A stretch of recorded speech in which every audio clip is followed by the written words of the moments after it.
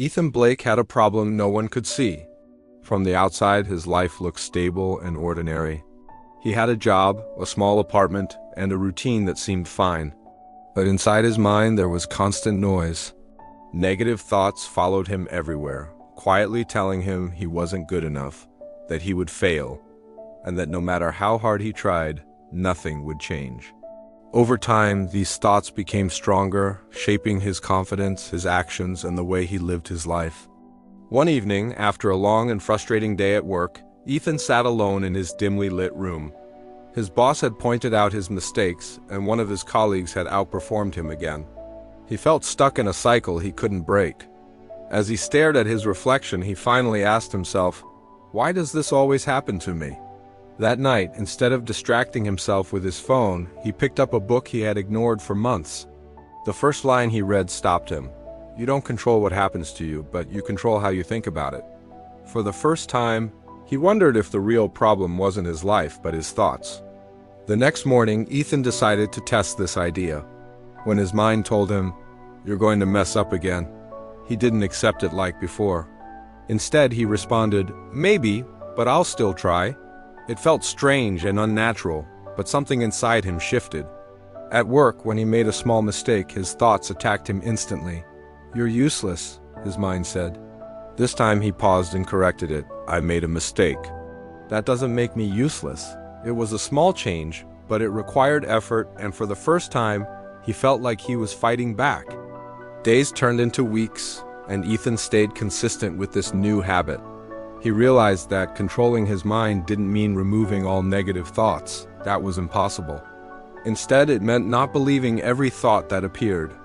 He started observing his thoughts, questioning them, and replacing the destructive ones with more balanced and realistic ones. Slowly, his mindset began to change. His confidence didn't grow overnight, but it built steadily. He started speaking up more, taking initiative, and facing situations he used to avoid. One afternoon, his boss called him into the office. His heart started racing, and the old fear tried to take over, telling him something was wrong. But this time, Ethan stayed calm. He reminded himself not to jump to conclusions. To his surprise, his boss appreciated his recent improvement and told him to keep going. That moment made Ethan realize something powerful. The biggest change wasn't outside, it was inside his mind. Weeks later, Ethan faced a real test. A major project at work went wrong, and the pressure on his team increased. In the past, he would have panicked and overthought every detail until he felt completely overwhelmed. But this time, he approached it differently.